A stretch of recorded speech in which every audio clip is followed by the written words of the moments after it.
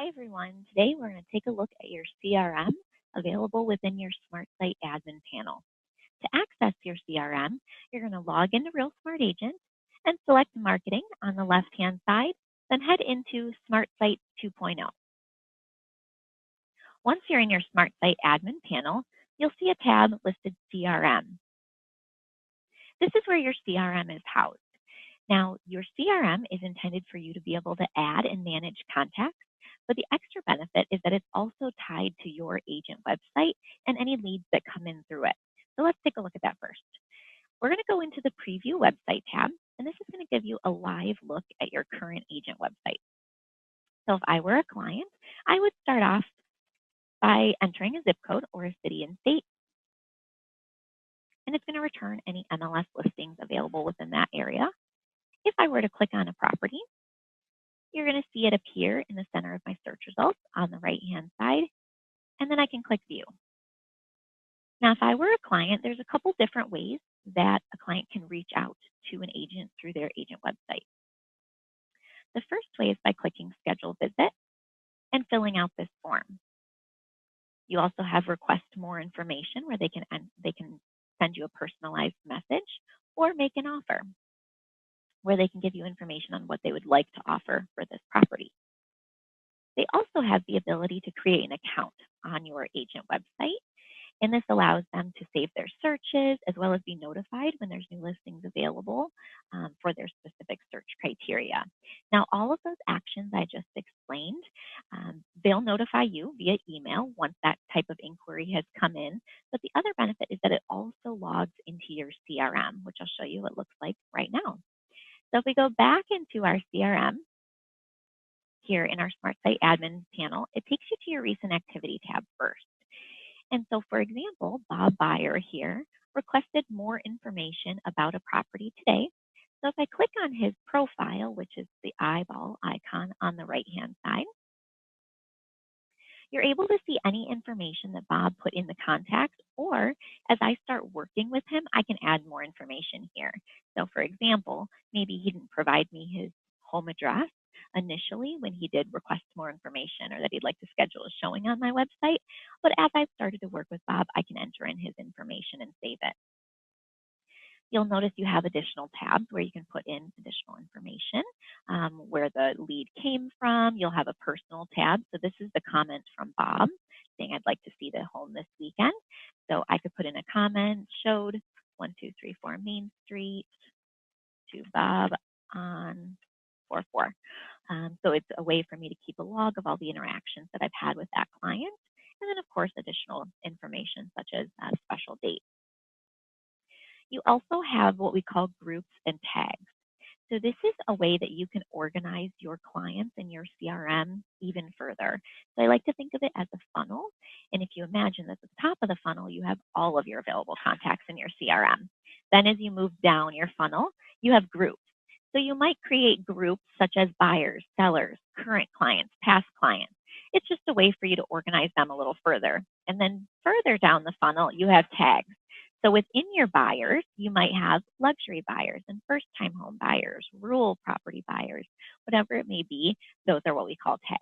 So again, just ways that you can organize clients even more than just having them all in bulk in your CRM. So you have the availability here in the specific contact to add them to a specific group or a tag. And then down at the bottom, you have records and sharing. This is just more information that you can see about that specific client.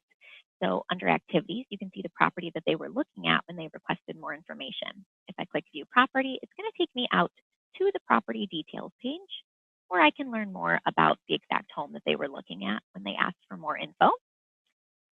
Logs, if there's any changes made to a contact, either on your end or in their profile, you'll be able to see that there. If they favorited any properties, if they saved any searches. And then lastly, you probably won't use this too often, but if you do need to share the contact with another agent in your office, maybe like a referral scenario, you can do that by clicking Share Agent, and you'll find the agent in your office to send this contact to their CRM. I'm going to click Close. Now, recent activity is intended for you to be able to see any current contacts that you have or any actions that have been performed on your website. So once I follow up with Bob on that home that he was looking at, I should be clicking the mark complete. So that way I can keep my recent activity nice and tidy, and it only shows actual clients that I haven't followed up with yet. Now I'll keep this one here as an example, so I won't mark it complete, but I recommend doing that so that way everything is organized here. You also have a hot icon if you would like to indicate that. I like to consider it as they're looking to make a move quickly.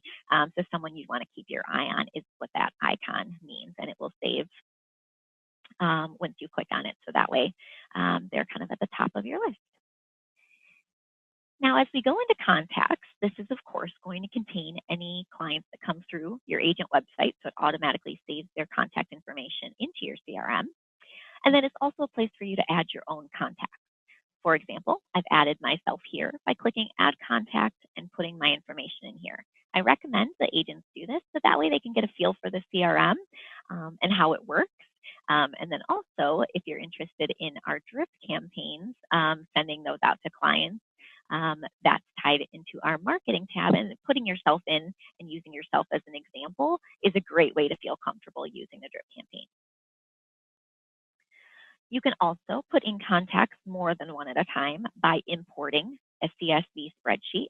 To do that, I recommend going through the export process. So you'll click export. You're going to see the spreadsheet appear at the bottom. And then you'll be able to fill in all of the required fields with your first names, last names, and so on. So that way, you're putting the spreadsheet back into the system in the preferred layout. So once you have your contacts in the spreadsheet and saved, you're going to click Import. You'll select your file that you just saved, and then you'll click Upload File. The last step in that process is telling the system where all of those contacts belong. So it's going to ask, where are your first names in your spreadsheet? It's the column labeled first name. Last name, you'll say it's the column labeled last name. So you're kind of mapping and telling the system where all your information is found on your spreadsheet. And then after that, all of your contacts will be available directly in your CRM. Now, as I mentioned, groups and tags are something that helps organize your contacts in your CRM. You can also add clients to a group and a tag from here. So you can add them to a group. You can either select a group you've previously created or create a new group. And it's going to let you know your contact has been saved to that group. If I click into my group, I'm able to see all of my clients organized here. For example, if I click into one by the eye icon, then I can see all of those clients, and I'm able to follow up with them kind of more in a group setting. So I can export them if I'm looking to send them all a bulk email, or if I have the capability to do mass text elsewhere, I could export and grab all their phone numbers from there. Or it's just a way for me to kind of look at my clients and know who I want to maybe text or email. All right, and then lastly, in addition to groups, is farms. So farms are tied to your drip campaign. So for example, if I click on myself here and I click Add to Farm, again, same process. I'm able to add them to a specific farm, but keep in mind, farms aren't managed in your CRM here. They are actually only tied to the drip campaign. So I would recommend having the same groups as you do farms. So if you want to send emails out to your current clients and past clients, buyers or sellers, you're also going to want those categories in your farms as well. Okay, so I've added myself to my buyer's farm. So now what we'll do is we'll take a quick look at your drip campaigns, just so you're aware of how that process works. And we do have additional trainings weekly on this process in our Intro to SmartSites 2.0 class if you need more. So for example, if I go into my marketing tab, I'm able to see all of the farms that I have. Here's that buyer's one I just created. The next step would be to create your content. So you have newsletters, e-cards, and flyer templates. Really, the difference between the three is the way they're received via email. So the way the formatting comes through. So I recommend playing around with all of them to see which formats are going to work best for your specific content. For example, under e-cards, you're going to have some templates already in the system. I'll show you one just sold. It's already here. All you have to do is edit it to be able to send it out to your clients. So say I want to use that one.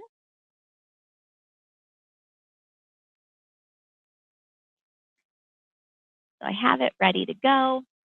So now I can go into my drip campaign. I can click create, and now here you're scheduling it to go out.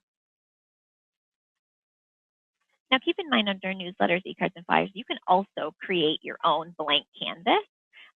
If you are wanting to create your own rather than editing a template that's already in there, you can click create and next, and you'll see that you have the full rich text editor to be able to create your custom content. Same process, save and next to save your template. So we'll go back and do our scheduling. So drip campaigns and create, you'll name your campaign. Who do I want it to go out to? Maybe I want to test this one on myself first, so I'm going to send it to my test farm that just contains myself as a contact at the moment. I'm going to select e-card, just sold. I only want it to go out one time. I can schedule it to go out in the future, like I can have it come to me tomorrow. Or if I want to send it right now, I can instead send it immediately. So that way I'll receive it right after I click save. And then the subject line is for you to be able to edit what the or what the client sees in the subject. So right now it would say something like, "Hi Susan, e-card from HS Smart." That's the first name of my demo agent, but feel free to edit that if you choose. And then the last step is to click save. And then based on the date that you've selected, your specific campaign, the e-card template, will be sent out via email to any clients available within that farm that you've selected. So that is a look at our CRM as well as sending drip campaigns. There are more videos available within our training playlist if you need additional support. So thanks for joining me today.